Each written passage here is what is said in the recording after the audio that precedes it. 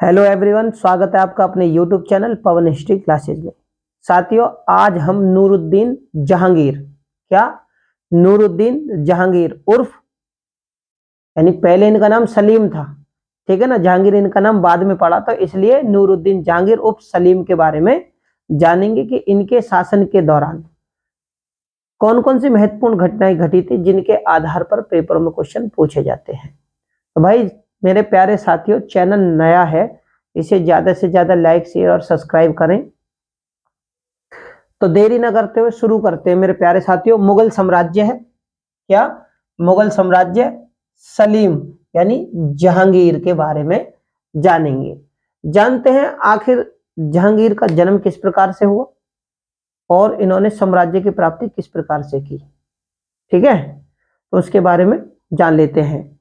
होता क्या है, जहांगीर का जो जन्म है, नूरुद्दीन जहांगीर यानी सलीम का जो जन्म है वो 1569 ईस्वी में शेख सलीम चिश्ती की जो कुटिया है, कौन?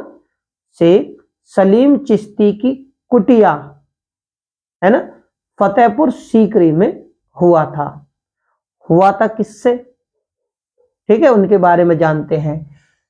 तो आमेर के राजा जो थे, आमेर के राजा थे भारमल, ठीक है। आमेर के राजा कौन थे? भारमल। तो भारमल की पुत्री कौन थी? मरियम उजमानी से सलीम का जन्म हुआ था, यानी जहांगीर का। तो ये मरियम उजमानी है, ये सलीम की माता थी और इसका पिता कौन? अकबर। तो सलीम के पिता कौन था? अकबर। और इसके बाबा कौन थे? हुमायूं। और पड़बाबा बाबर। सलीम का जो पहला विवाह हुआ था ना, पहला विवाह मान सिंह की बहन, जो कि आमेर के राजा थे मान सिंह, और मान सिंह की बहन थी मानबाई। तो मानबाई से सलीम का विवाह हुआ था। तो इनसे क्या? मानबाई से खुसरो की पैदा हुआ था। कौन हुआ था?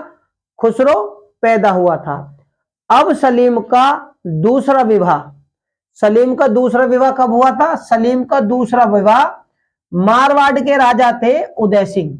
मारवाड़ के राजा कौन थे? उदय सिंह की पुत्री कौन थी? उदय सिंह की पुत्री थी जगत गोसाई यानी जोधाबाई, ठीक है। जोधाबाई से भी सलीम यानी जहांगीर का विवाह हुआ था। और इससे कौन पैदा हुआ था? खुर्रम। इससे हुआ था खुर्रम। अब जहांगीर का जो तीसरा विवाह हुआ था, ठीक है, तो जहांगीर का तीसरा विवाह जो हुआ था उससे कौन पैदा हुआ था? परवेज हुआ था। और किससे हुआ था इसका? साहिब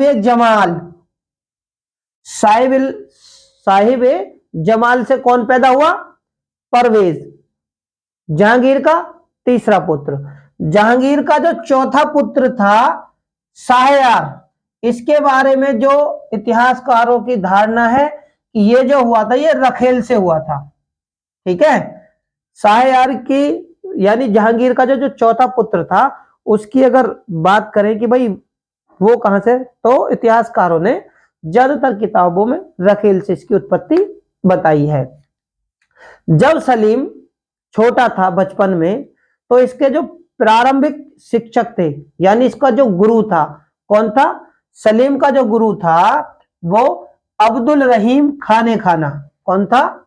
अब्दुल रहीम खाने खाना था। और अकबर सलीम को क्या कहता था? बचपन में अकबर सलीम को प्यार से शेखू बाबा, क्या? शेखू बाबा कहता था। अब अकबर होता है, जहांगीर हो जाता है बड़ा। जब जहांगीर बड़ा होता है तो ये 1605 ईस्वी में सुल्तान बनता है और 1627 ईस्वी तक शासन करता है।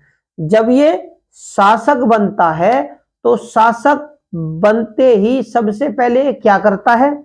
ये आगरा के किले आगरा के किले और यमुना के तट पर एक पत्थर था, पत्थर का स्तंभ, उसके बीच में ये न्याय की जंजीर, यानी न्याय की जंजीर, शुद्ध सोने की न्याय की जंजीर लगवाता है। उस जंजीर का क्या नाम है? उस जंजीर को जंजीर ए अदली के नाम से भी जाना जाता है। क्या? आगरा के किले और यमुना के तट पर, किले के द्वार यानी और यमुना के तट पर क्या लगवाता है? यमुना के तट पर लोहे के स्तंभ में लगवाता है न्याय की जंजीर, जिसे जंजीर ए अदली, क्या? जंजीर ए अदली, जंजीर ए अदली, जंजीर ए अदली भी कहा जाता है। ठीक है, ये लगवाता है। और सुल्तान बनने के बाद ये करता क्या है? सबसे पहले 1612 ईस्वी में ये रक्षाबंधन का त्योहार मनाता है, यानी हिंदुओं के त्योहार में शरीक होता है और हिंदुओं का त्योहार बनाता है। यानी रक्षाबंधन कब मनाता है? 1612 ईस्वी में, और अपनी कलाई पर राखी बांधता है। ठीक है, ये वो महत्वपूर्ण तथ्य हैं जो कि पेपरों में पूछे जाते हैं। अब त्योहार भी बनाता है, और इसने, किसने? जहांगीर ने अपनी आत्मकथा, आत्मकथा किस नाम से लिखी? तुजुक ए जहांगीरी, तुजुक ए जहांगीरी के नाम से खुद स्वयं जहांगीर अपनी आत्मकथा लिखता है। और सुल्तान बनते ही जहांगीर क्या करता है? 12 आदेश, कौन से? 12 आदेश जारी करता है। ठीक है, पेपरों में पूछा गया कि जहांगीर ने कितने आदेश जारी किए, तो 12 आदेश जहांगीर जारी करता है। क्या आदेशों में क्या करता है? कि ये तगमा कर, तमगा कर समाप्त करता है, यानी सीमा शुल्क हटा देता है। दूसरा, ये मीर बहरी कर, मीर बहरी कर क्या होता है? ये टटकर होता है, टटकर होता है, ये इसे भी समाप्त कर देता है। जहांगीर ही पहला सुल्तान है जो कि किन्नरों के व्यापार पर रोक लगाता है, और अपने शासन के दौरान तंबाकू, तंबाकू यानी नशीले पदार्थों पर भी रोक लगाता है। ये वो तथ्य हैं जिनके आधार पर पेपर में क्वेश्चन पूछे भी जाते हैं। और क्या करता है? ये खालसा के जो अधिकारी थे, खालसा के अधिकारी और जागीरदार आपस में विवाह संबंध बनाते थे, ये उन पर भी लोग रोक लगाता है। क्या कहता है? कि बिना बादशाह यानी सुल्तान की अनुमति के बगैर कोई भी खालसा अधिकारी या जागीरदार आपस में विवाह संबंध नहीं करेंगे, ये इसके आदेशों में था। दूसरा, ये अमीरों की संपत्ति, यानी जो अमीर सरदार थे, अगर कोई उनकी मृत्यु हो जाती है तो उनकी संपत्ति उसके उत्तराधिकारी को मिलेगी।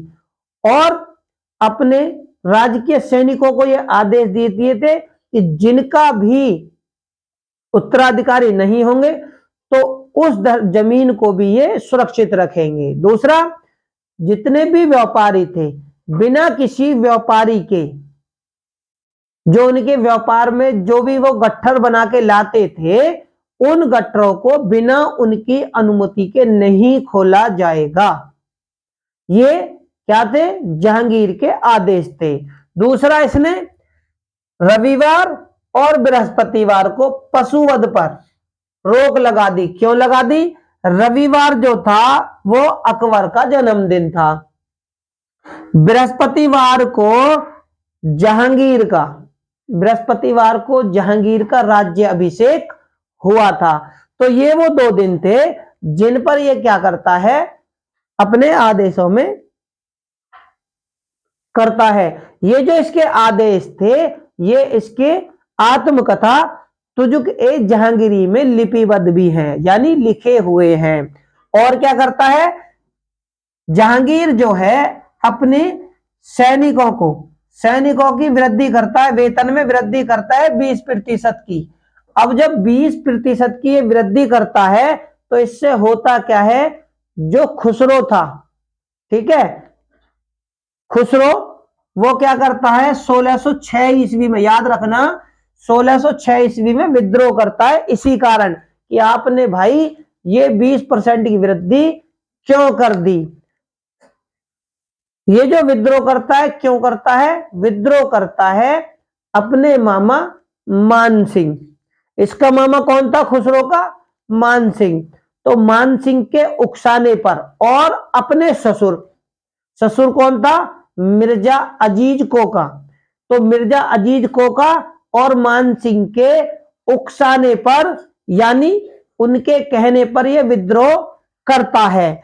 विद्रोह करता है तो जहांगीर की सेना, जहांगीर और खुसरो की सेना के बीच में टकराव होता है, युद्ध होता है। कहां होता है, तो होता है भौरावल के मैदान में। तो भौरावल के मैदान में युद्ध होता है जिसमें खुसरो को जहांगीर हरा देता है, खुसरो को हरा देता है। अब होता क्या है, खुसरो तो हार जाता है, लेकिन 1622 ईस्वी में, 1622 ईस्वी में खुर्रम के द्वारा, जहांगीर भाई, जहांगीर तो राजा था, सुल्तान था, लेकिन अभी तक खुर्रम जो था वो राजा नहीं था, सुल्तान नहीं था। लेकिन 1622 ईस्वी में खुर्रम के द्वारा क्या होता है, खुर्रम के द्वारा खुसरो की हत्या कर दी जाती है, ठीक है। यानी खुसरो जी अब यहां से मार दिए जाते हैं, उनका इतिहास खत्म हो जाता है। ये जो इससे एक धारणा और जुड़ी हुई है वो कौन सी है, वो ये है कि जब 1606 ईस्वी में खुसरो ने विद्रोह किया था तो सिखों के जो गुरु थे, कौन थे, सिखों के गुरु थे गुरु अर्जुन देव। अर्जुन देव ने क्या करा था, जहांगीर के विद्रोह करने पर, जहांगीर के विरुद्ध इसने विद्रोह करा, तो इसने क्या करा, यहां पर विद्रोह करा तो इसे हराया गया। जब हराया गया तो ये क्या है, भागकर गुरु अर्जुन देव के यहां पर शरण लेते हैं। गुरु अर्जुन देव इसे शरण देते हैं। शरण कहां मिलती है इसे, तरन तारण, तरन तारण नामक स्थान में इसको शरण देते हैं। अब इन्हें शरण देने की वजह से ये घटना, जब खुसरो विद्रोह करता है, विद्रोह के बाद में इसे हरा दिया जाता है भौरावाल के मैदान में। अब क्या है, यहां से ये भागता है और गुरु अर्जुन देव की शरण में आता है, तो वो तरन तारण में इसे शरण देते हैं, शरण दे दी।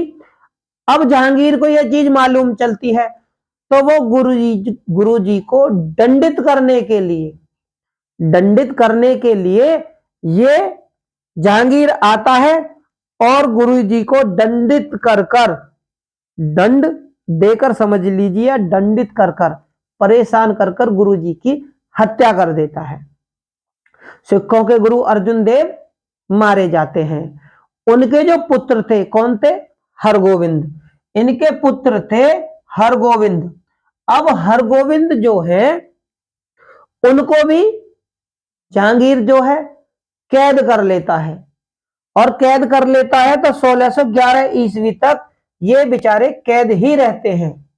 जहांगीर 1611 ईस्वी तक ये कैद ही रहते हैं।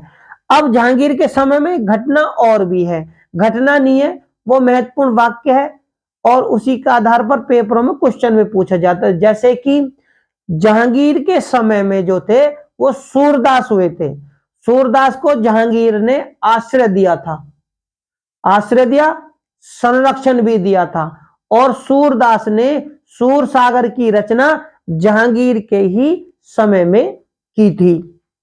यह घटना पेपरों में पूछी जाती है, घटना नहीं है, यह महत्वपूर्ण वाक्य है और इस पर पेपरों में पूछा गया है।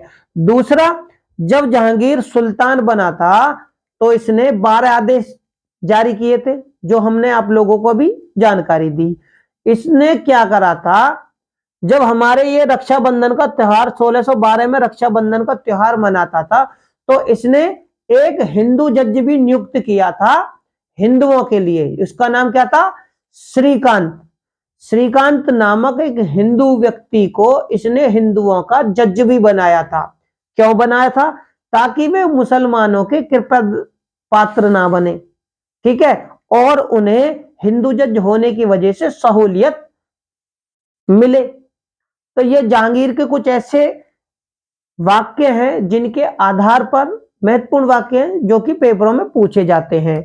अब क्या करते हैं, ये 1611 तक वो बंदी रहते हैं। इसके बाद 1611 में ही जहांगीर जो है वो उड़ीसा, इसको ओडिशा भी बोला जाता है, उड़ियासा यानी उड़ीसा पर अभियान करते हैं उड़ीसा का, और यहां से खुरदरा नामक स्थान को जीत लेता है। ठीक है, इधर 1611 में इसने उड़ीसा के खुदरा नामक स्थान को जीत लिया जहांगीर ने, लेकिन दूसरी तरफ सिंध की तरफ, तो सिंध की तरफ 1611 में ही सिंध में एक संप्रदाय था, कौन सा? रोशनिया संप्रदाय। रोशनिया संप्रदाय के जो लोग थे वो विद्रोह कर देते हैं। सिंध में विद्रोह होता है 1611 ईस्वी में, ठीक है, विद्रोह होता है। अब इसको दबा दिया जाता है, दबा दिया जाता है। तो जो खुर्रम था, खुर्रम ने 1622 में खुसरो की हत्या कर दी थी। लेकिन इससे पहले की घटना पे चलते हैं। तो 1620 ईस्वी में, 1620 ईस्वी में ये कांगड़ा, कहां पर? कांगड़ा पर क्या करते हैं, ये जो कांगड़ा पर सिंध में जो विद्रोह होता है रोशन संप्रदाय का, ये किसके नेतृत्व में? अहमद नामक, याद रखना, अहमद नामक व्यक्ति के नेतृत्व में। यानी इनका नेता कौन था विद्रोह करने वाले? रोशनिया संप्रदाय का अहमद, ठीक है, सिंध में करते हैं। अब ये कांगड़ा को जीतने के लिए 1620 में अभियान करते हैं, ठीक है, और कांगड़ा का शासक कौन था? सुंदरदास बघेल। सुंदरदास बघेल था कांगड़ा का।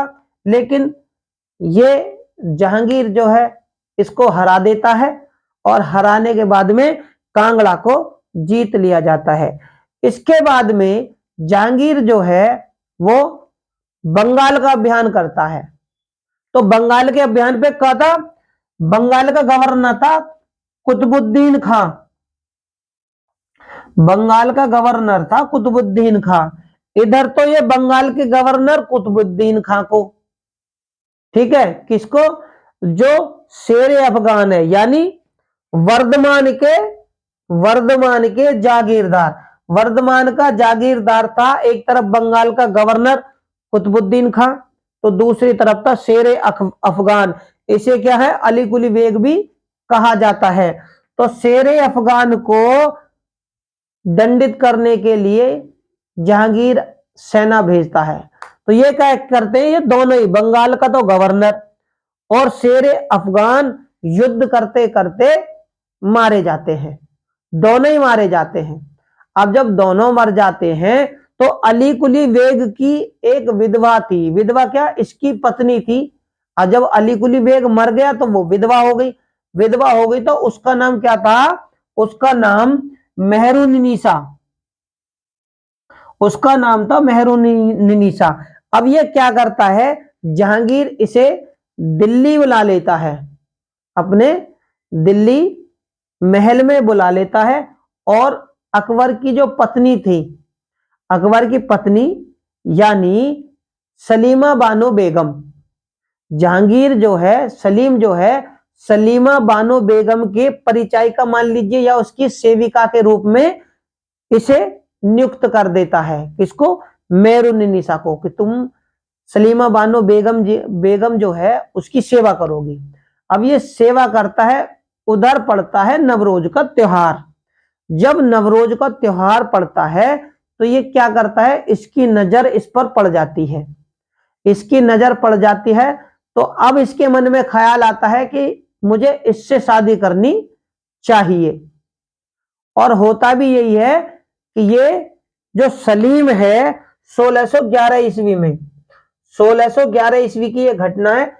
इसमें क्या करता है, मेहरुन्निसा से सुल्तान जो था जहांगीर सलीम 1611 ईस्वी में मेहरुन्निसा से विवाह कर लेता है। तो मेरे प्यारे साथियों, उम्मीद करता हूं जहांगीर के साम्राज्य और उसके शासन संभालने से लेकर और शासन करने की जो महत्वपूर्ण घटना है उनके बारे में आपको महत्वपूर्ण जानकारियां मिली होंगी। तो मेरे प्यारे साथियों, चैनल नया है, इसे ज्यादा से ज्यादा लाइक शेयर और सब्सक्राइब करें। बेल आइकन को दबाना बिल्कुल भी ना भूलें। डिस्क्रिप्शन बॉक्स में लिंक दिया हुआ है, वहां पर जाकर आप हमारी सारी वीडियो को देख सकते हैं। क्वेश्चन किस प्रकार से इनके आधार पर बनते हैं वो हम अपने आने वाली वीडियो के माध्यम से आप लोगों को कराएंगे। धन्यवाद।